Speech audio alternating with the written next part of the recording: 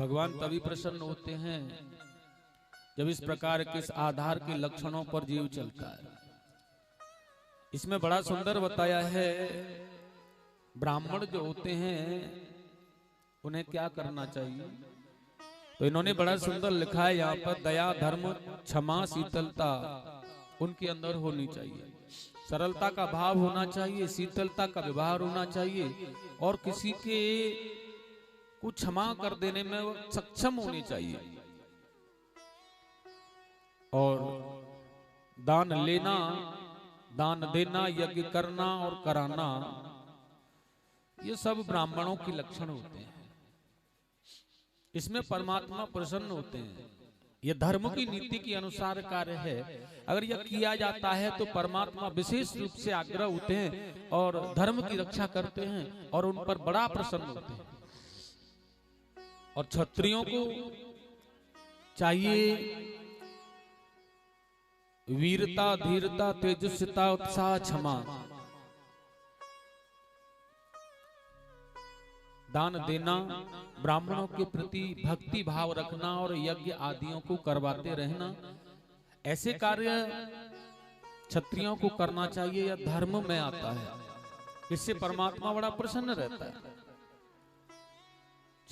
और वैश्य को चाहिए देवता गुरु भगवान के प्रति भक्ति का भाव, धर्म का आचरण करके काम की रक्षा करना, अति शीतलता का व्यवहार करना, किसी से सही लेना और किसी को सही देना, उसमें कपट न होना, छल न होना, यह वैश्य का धर्म है।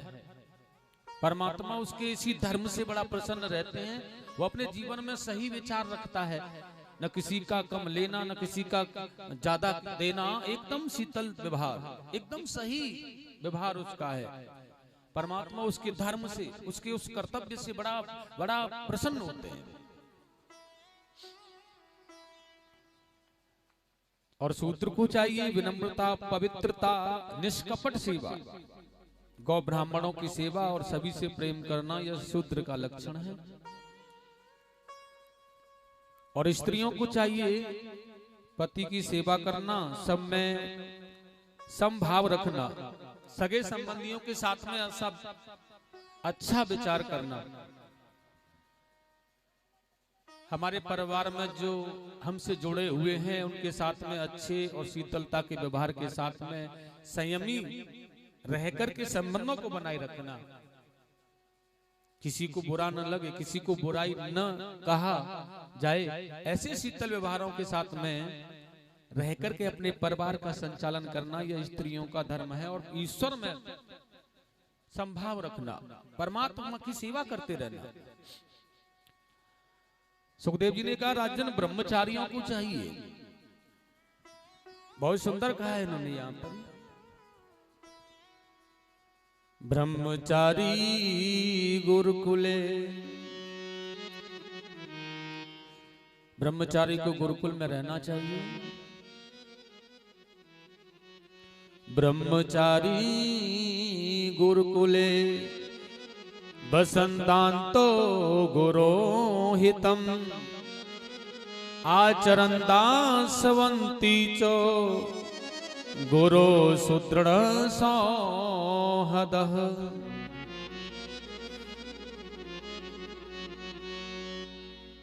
किसी गुरुकुल में रह करके यज्ञोपवीत धारण कर, गायत्री उपासना कर, पूर्ण रूप से इंद्रियों पर संयम करे, पवित्र मन को रख करके, पवित्र भावना बना करके, और किसी भी स्त्री की चर्चा न करे, बस केवल अपने अध्ययन में, अपने ध्यान में, अपने कार्य में विशेष रूप से अग्र मन को लगा करके या तो आजीवन ब्रह्मचर्य का पालन करे या फिर गुरुदेव के आदेश अनुसार गृहस्थ आश्रम में प्रवेश करे या वानप्रस्थ संन्यास लेकर के चला जाए। और गृहस्थ आश्रम को क्या करना चाहिए? गृहस्थ आश्रम को चाहिए पंच यज्ञ प्रतिदिन करना, सबके साथ में बड़ा शीतलता का व्यवहार करना, थोड़ा सा अग्नि में हवन करना, घर परिवार में रह करके श्राद्ध तर्पण करना, पुराण शास्त्र पढ़ना, और ध्यान रखना यह हवन करना प्रतिदिन अग्नि में देव यज्ञ होता है हमारा। अगर गृहस्थ आश्रम में अपने विचार और अपने अनुसरण के द्वारा चला जाए तो 5 प्रकार का यज्ञ गृहस्थ जीवन वाला व्यक्ति करता है प्रतिदिन। श्राद्ध क्रिया करना या ऋषि पितृ यज्ञ होता है, और पुराण शास्त्र पढ़ना ऋषि यज्ञ होता है। अतिथि सेवा करना धर्म यज्ञ होता है। किसी को बुरा न कहना, भला करना, सहायता करना, आत्मिक धाम परमात्मा से जुड़कर के रहना, यह गृहस्थ आश्रम का जीवन है। कोई गरीब को सहारा देना, किसी बेसहारे को सहारा देना, ये सब गृहस्थ आश्रम के लक्षण हैं। और इसी गृहस्थ आश्रम से निकल करके सारे धर्मों को जाना गया है, चाहे वह ब्रह्मचारी हो, चाहे वह वानप्रस्थ हो, चाहे वह सन्यास हो, सब यहां से इस गृहस्थ आश्रम के जीवन से इन सबको माना गया है। लेकिन गृहस्थ आश्रम को बड़ा तभी माना गया है जब वो अपने जीवन के कर्तव्यों को परिपूर्ण रूपता से करता है। भगवान की कथा सुनना, कथाएं पढ़ना, शास्त्र पुराण पढ़ना, परिवार में हर कीर्तन संकीर्तन कराना करना, यह सब गृहस्थ आश्रम के जीवन का धर्म है। गाय को चंदिया निकाल के देना, यह सभी गृहस्थ आश्रम के जीवन का फल है। अपने जीवन में हमें ऐसा करना चाहिए। रसोई को पवित्र रखना, मन को पवित्र रखना, इंद्रियों के विकार को नष्ट करके सद और सद आचरण से भोजन को ग्रहण करना और कराना, जिससे विवेक रूपी बुद्धि हमें प्राप्त होती है, जिससे आनंद की अनुभूति हमें प्राप्त होती रहे। परिवार में बच्चों की, पति की, बुजुर्गों की, ये सबके अच्छे सुंदर सतमय भोजन के द्वारा सतबुद्धि बनने से अच्छा विचार उत्पन्न होगा। तो अच्छे विचार उत्पन्न होने से अच्छी बातें जीवन में, अच्छी कल्याणमयी बातें आएंगी। और नहीं, पुरानी कहावत में कहा है बुजुर्गों ने, जैसा खाओगे अन्न वैसा होगा मन। ये जब अन्न दूषित हो जाता है तो मन के विकार नष्ट हो जाते हैं, और मन के विकार भी दूषित हो जाते हैं। इसलिए हमें विशेष रूप से इस बात का ध्यान करना चाहिए। वानप्रस्थ को चाहिए किसी वन में या किसी आश्रम में रह करके देह गेह की ममता को हटाकर कंद मूल फल खा करके अपने जीवन को यापन करे। यह वानप्रस्थ धर्म है। और सन्यास आश्रम को क्या करना चाहिए? सन्यासियों का तो एक ही धर्म है, केवल सब वस्तुओं को छोड़ करके और केवल देह को साथ में लेकर निष्काम छल कपट को त्याग करके निष्काम भाव से पृथ्वी पर विचरण करता रहे और अपने अध्यात्म, अपने परमात्मा से प्रीति रखे। यह सन्यासियों का धर्म है। और इस प्रकार के अनेकों धर्मों के विषय में स्वामी सुखदेव जी ने राजा परीक्षित को बताया है और उन्हें आनंदित किया। लेकिन बड़ा सुंदर कहा है राजन, फिर भी शास्त्रों के धर्म के अनुसार बता करके चलाने वाले और चलने वाले लोग भी अपना मार्ग भूल करके कहीं से कुछ मिल जाने पर, थोड़ा सा अहम पद आने पर, थोड़ी सी अहमता प्राप्त हो जाने पर ही अपने आप को वह जीवन में भूल जाता है। और भूलने के बाद में फिर वह यही समझ बैठता है कि सर्वस्व जो भी है और जो भी हूं वह मैं ही हूं, मेरे अलावा कुछ नहीं है संसार। हिरण्याकश्यप की भांति उसके विचार बन जाते हैं, अहम अस्मि ब्रह्मा। हिरण्याकश्यप ने देखा है कि अब मुझे थोड़ा सा यह वरदान क्या मिल गया, अब तो सर्वस्व जगत का स्वामी मैं ही हूं, इसलिए वो अपने आप को भगवान समझ बैठा। लेकिन उसे पता नहीं है जगत में जो आता सदा रह न पाता और रहता सदा वो है आता न जाता। जो संसार में आया है, जो मृत्युलोक के गाल में आया है, उसे जाना पड़ेगा काल के गाल में। वो रह नहीं सकता है।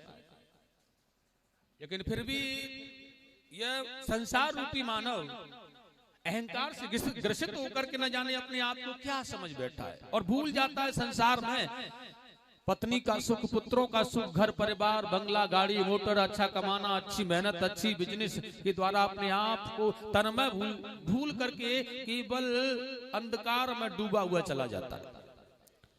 सुखदेव जी ने कहा, राजन उसी भांति मैं आपको बता देना चाहूं, त्रिकूट पर्वत पर एक बलवान हाथी रहता था। बड़ा सुंदर कहा है व्यास जी महाराज ने यहाँ पर, आसीद गिरबरो राजस्त्रकूटित विश्रुतः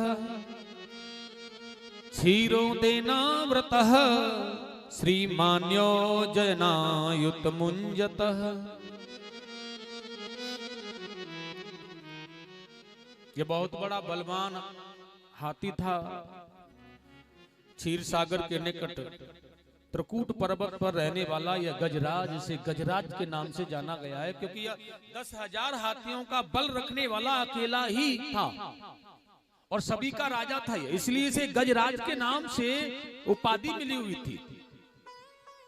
अब और इस संसार जगत सागर में भी नई नई प्रकार की उपाधियां मिल जाती हैं, अनेक प्रकार की उपाधियां। इसी आधार से इसे भी गजराज मतलब सभी का राजा है। छोटे बड़े जीव जंतु जो भी है ना, बस इस गजराज को देख लेते हैं ना तो वह भयभीत हो जाते हैं। स्वामी सुखदेव जी ने कहा 150 पुत्र हैं इसके, 50 पत्नियां हैं इस गजेंद्र की। बहुत बड़ा परिवार है, बहुत शक्तिशाली है ये। अपनी पत्नियों से यह तन्मयता होकर के बहुत प्रेम करता है। अपने बच्चों के साथ में बड़ा निर्मल का व्यवहार, आनंदमय भाव रखता है और स्वयं में बहुत ही शक्तिशाली है।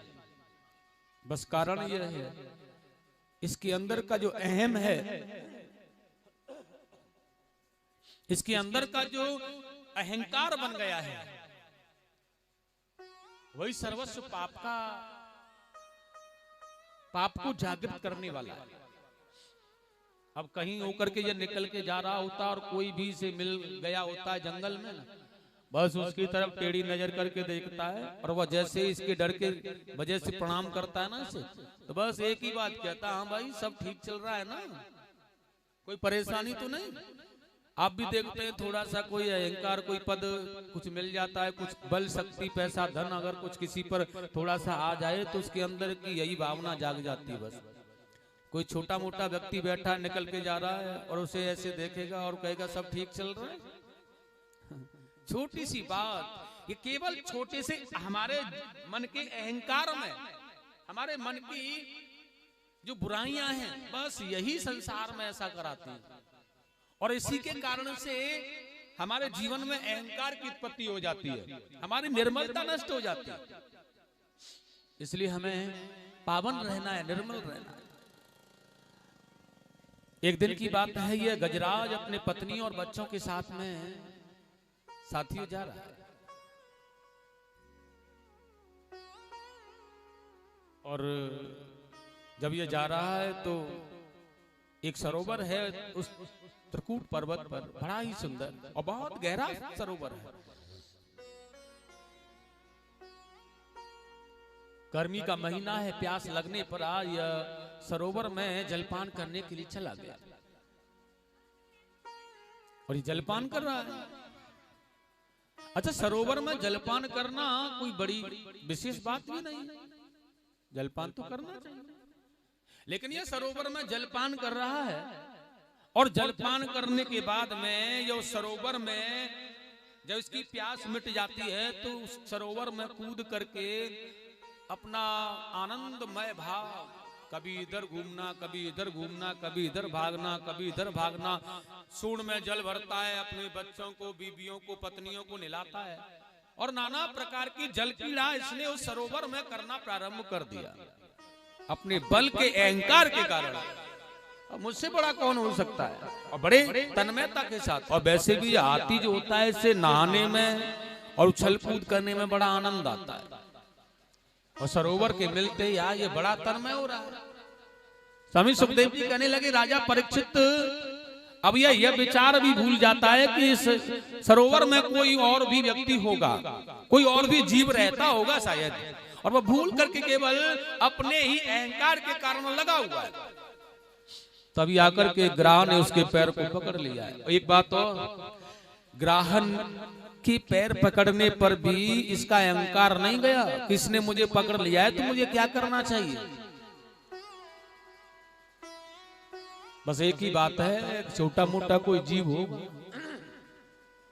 जिसने मुझे पकड़ लिया है कोई बात नहीं है, लेकिन पहले मैं अपनी मस्ती में अपने काम में कोई बाधा नहीं डालूंगा। पहले मैं जो कार्य कर रहा हूं, जो अपनी मस्ती में डूबा हुआ हूं ना, पहले इस मस्ती में ही रहूंगा।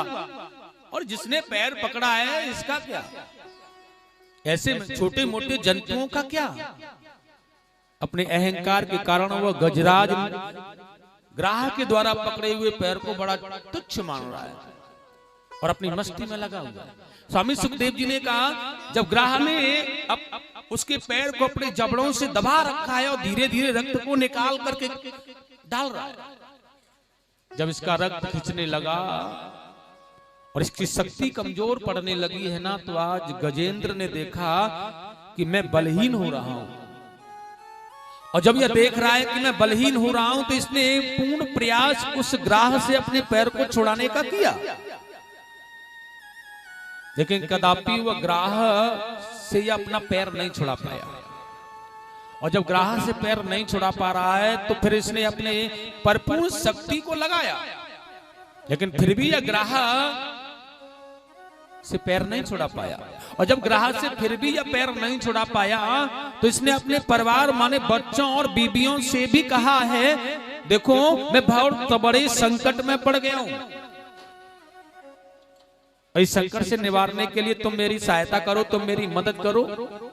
अब गजेंद्र को संकट में पड़ा देख करके बच्चों ने, पत्नियों ने अपनी अपनी सूंड उनकी सूंड में फंसा फंसा करके परिपूर्ण शक्ति को लगाना प्रारंभ किया। देखिएगा 50 पत्नियां, 150 बच्चे, आज यह सभी अपनी अपनी शक्ति और सूंड फंसा फंसा करके गजेंद्र को निकालने का प्रयास कर रहे हैं। लेकिन सुखदेव जी ने कहा, यह गजेंद्र बिल्कुल भी तिलमात्र नहीं निकल पा रहा है, वह ग्राह उसे खींच रहा है।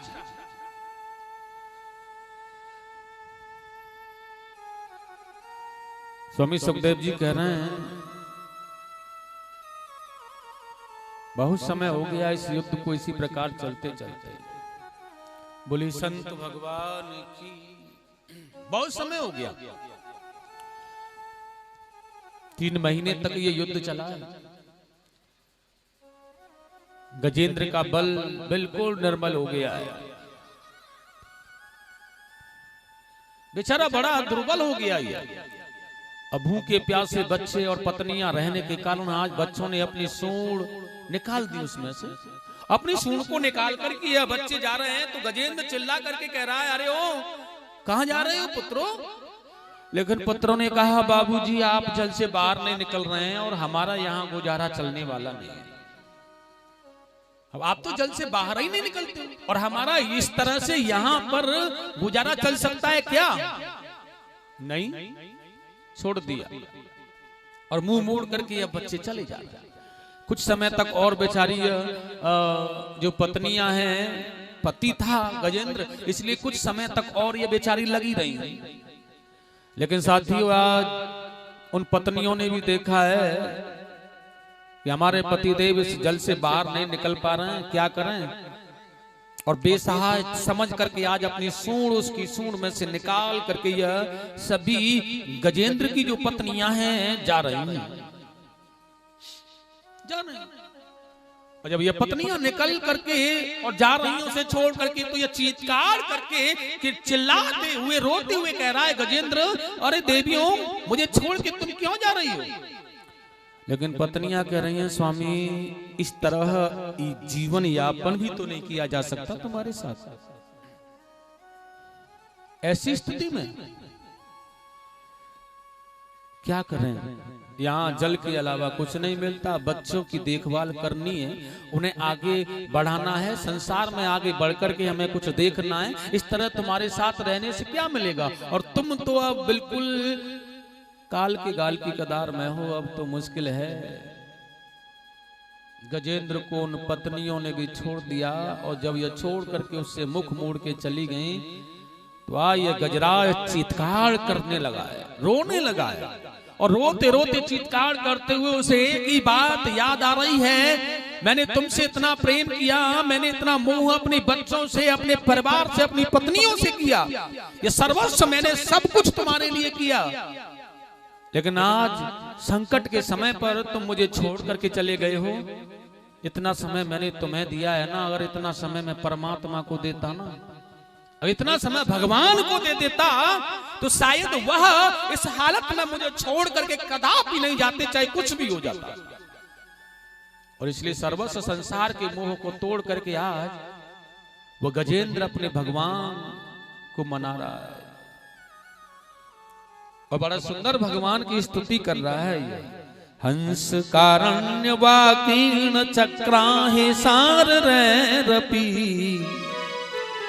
जल कुकुटम यादिश दायत्य कुलम कूर्जितः।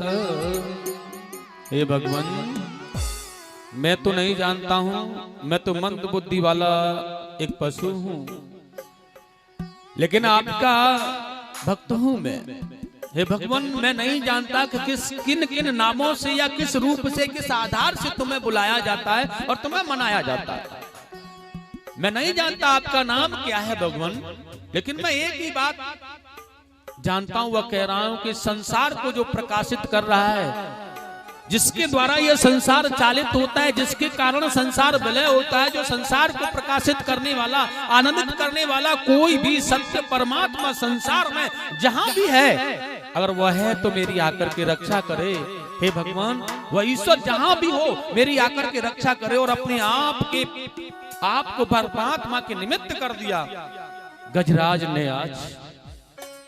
और कहा है ना, वो कहावत भी आती है कवियों के द्वारा, जौ भर सूण रही जल ऊपर तब हरे नाम पुकारो जी। लेकिन आज वो कहते हैं कि कमल पुष्प तोड़ के दिया गजेंद्र ने, सुमन माने होता है पवित्र मन, वो जौबर सूण रहने पर कमल दल को नहीं पकड़ सकता है, लेकिन हाँ उसने सुमन माने पवित्र मन को कहा गया है। इसलिए उसने आज अपनी इंद्रियों के संयम को हटा करके, अपने काम क्रोध अहंकार सबको बाध्य करके आज पवित्र मन को बना करके भगवान को समर्पण कर दिया है। यही उसका पुष्प है, यही उसका सुमन है। और भगवान को जब समर्पण कर दिया ना, तो इस युद्ध को देख रहे हैं सभी। ब्रह्मा जी 4 मुख वाले हैं, माता खप्पर वाली दुर्गा भी है, ऐरावत पर सवार होकर के इंद्र देख रहा है कि किसी को भी तो बुलाए रक्षा के लिए, लेकिन वह कहता है जो सत्य परमात्मा जहां संसार में है वही आए मेरी रक्षा के लिए। इसलिए आज गरुड़ पर सवार होकर के भगवान ने चलना प्रारंभ किया। भैया अब तो इस गजेंद्र की रक्षा करनी पड़ेगी मुझे। और जब चलना प्रारंभ किया, आज गरुड़ का आह्वान किया है, लेकिन यहाँ पर यह गरुड़ देव है ना, गजेंद्र के अहंकार को मिटा रहे हैं भगवान, और गरुड़ को अहंकार आ रहा है। और इनके मन में एक बात आ रही है, बताओ इस भगवान का काम मेरे बगैर नहीं चलता है। जहां भी कहीं जाना होता है, जैसे भी जाना होता है, जो भी करना होता है, सब मेरे बल के आधार पर, मेरे बल के द्वारा ही कर पाते, वैसे नहीं कर पाते। इसलिए मैं लेकर चलता हूं इन्हें। ठाकुर जी ने देखा गजेंद्र का अहंकार निकाल रहे हैं और इसका अहंकार आ रहा है, इसलिए भगवान ने गरुड़ को बुला करके बड़े प्यार से कह दिया है, अपनी अंगुली को उसकी कमर पर रख दिया है, और गरुड़ से कह रहे हैं भैया आप चलो। लेकिन ये गरुड़ कह रहा है प्रभु बहुत अच्छी प्रकार बैठ जाओ पहले, तब उड़ूंगा मैं, तब चलूंगा। लेकिन भगवान एक ही बात कह रहे हैं, गरुण देव मैं पूर्ण रूप से नहीं बैठना चाहता हूं, आज तो बस इसी प्रकार मैं तुम्हारे साथ चलना चाहता हूं, चलो। लेकिन सज्जनों, भगवान सुखदेव जी कह रहे हैं, राजा परीक्षित उस उंगली के रख देने पर भी गरुण ने बहुत प्रयास किया है पंख फड़फड़ाने का, लेकिन वह बिल्कुल भी कदापि वहां से नहीं चल पाया। बहुत प्रयास कर रहा है, बहुत उड़ने का प्रयास कर रहा है, फड़फड़ाने का प्रयास कर रहा है, लेकिन वह एक पल मात्र भी, एक पग भी नहीं चल पाया। आज इसका अहंकार नष्ट हो रहा है धीरे धीरे। भगवान ठाकुर जी ने कहा, तुम्हारे मन में ऐसा अहंकार था ना, और जो अहंकार के समावृष्टि होता है वह मेरे पास नहीं रह सकता, इसलिए तुम्हारे अंदर यह अहंकार था गरुण देव कि मैं तुम्हें लेकर के चलता हूं। बशर्त सत्य तो यही है कि तुम मुझे लेकर नहीं, मैं तुम्हें लेकर चलता हूं। और साथी आज गरुण के अहंकार को निकाला भगवान ने, और बैठ करके जा रहे हैं, और यह गजराज नीचे की ओर चला जा रहा है जल में, और जल में जाते हुए गजराज को भगवान ने गरुणासन होते हुए ही आज पकड़ लिया है उसे, और पकड़ करके उसकी सूंड को खींच करके बाहर डाल दिया। परमात्मा के पकड़ कर खींचने पर आज ग्राह के सहित ही गजेंद्र जल से बाहर खिंचा चला गया, और साथियों आज गजेंद्र और ग्राह दोनों को पकड़ के बाहर पटक दिया भगवान ने। सुखदेव स्वामी ने कहा है, अब गरुण से वार्ता कर रहे हैं भगवान, पहले मैं इनमें से किसका उद्धार करूं? गरुण ने कहा, भगवान ये गजराज है ना, ये तुम्हारा भक्त है, और ये ग्राह है ना, ये तुम्हारे भक्त के चरण में पड़ा हुआ है बेचारा, और इसलिए मेरे मन में तो बस एक ही भाव है कि आप अपने भक्त से भी पहले अपने भक्त का उद्धार करें, इसलिए पहले ग्राह का उद्धार करें। और मेरे गोविंद ने देखिएगा, आज भगवान ने ग्राह का उद्धार किया है, और ग्राह का उद्धार करने के बाद गजेंद्र का उद्धार किया है, और इन दोनों का उद्धार किया है। यह परम तत्व को प्राप्त होकर के भगवान के धाम के लिए चले गए। प्रेम से बोलेंगे गोविंद भगवान की। स्वामी सुखदेव जी ने कहा है, राजा परीक्षित ये ग्राह जो था ना, यह पूर्व जन्म में एक हुहू नाम का गंधर्व था भैया। ऋषि देवल के श्राप के कारण इसकी यह हालत हुई थी। देखिए, देवताओं की सभा में नाटककार होता है ना, उसमें जो जोकर होता है, ऐसे ही देवताओं की सभा में हंसी दिल्लगी करने वाले दो जोकर हैं। एक का नाम है हुहू, एक का नाम है हा हा। हुहू हा के नाम से है। लेकिन एक बार देवल ऋषि तपस्या जल में कर रहे थे, साधना में लगे थे, और बिल्कुल मौन थे। इनके वहां आने पर भी बिल्कुल हंस नहीं रहे, बोल नहीं रहे, कोई बात नहीं कर रहे। तो इनके मन में आया, इस ऋषि को हंसाने का किस प्रकार प्रयास किया जाए। अब किसी प्रकार बोलते नहीं, हंसते नहीं, चालते नहीं, तो यह जल में जाकर के एकदम से उनके पैरों को पकड़ लेता है, और जैसे पैरों को पकड़ा, अब तुम्हारा रिसीवर को लगा कि किसी ग्राह ने मुझे पकड़ लिया। एकदम से माला जोली छूट गई, भयभीत हो गए बेचारे। और जैसे ही भयभीत हुए, परेशान हुए ना, तो ये निकल के आ गया, महाराज धैर्य धारण करो, मैं हूं। तभी उन्होंने क्रोध में आकर श्राप दिया, मूर्ख तूने मेरी तपस्या को भंग कर दिया है, और इस बात ग्राह आकर के पैर पकड़ता है, वैसे तूने किया है ना, मैं तुझे श्राप देता हूं, तू ग्राह योनि में चला जा।